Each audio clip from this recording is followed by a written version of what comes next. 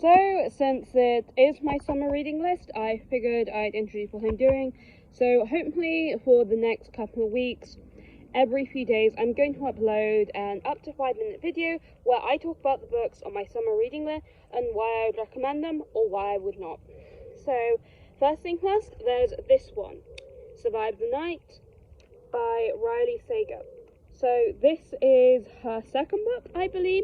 I haven't actually read the first, and I saw this whilst I was in a local bookshop called, well, not a bookshop, just local, and it was on for a really cheap price, as they're doing this kind of deal where you could have 3 books for £6, so of course I took it. So generally I would probably say this is one of my favourite thrillers I have admitted I've read. So I would say this is great for fans of Gone Girl. And so what is it about? It's about a young girl called Charlie who essentially is leaving university early. The reason being is her roommate was recently killed by a serial killer. And behind the wheel she meets a stranger called Josh Baxter, who she hadn't met previously except for once and doesn't know anything about. And so when meeting him, he starts behaving really oddly, and so she's stuck in a car alone with a strange guy who she thinks might be really dangerous.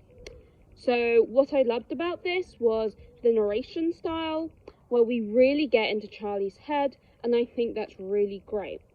And I also liked the visuals accompanying it. It's essentially one long car journey at a rundown motel in the middle of the woods at some parts, flickering lights, all the good stuff. What I was unsure about was the mental health and disability representation in this. So Charlie is very obviously depressed after her flatmate's death, as essentially because she believes her actions killed her. The reason being is her friend and her, they went out onto the town. They had an argument and Charlie left her alone. That night her friend didn't come back and instead was killed by a campus killer who always takes people's teeth. And she wasn't really very helpful in helping them being able to identify the killer. So she decides to leave university early.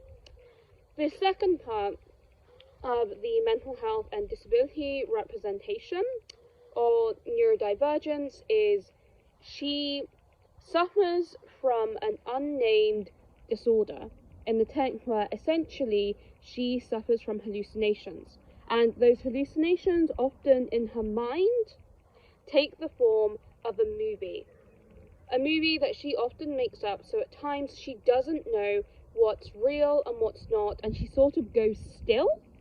And so I would probably say, from my limited knowledge, that she suffers from some kind of schizophrenia is possibly what the author was trying to invoke.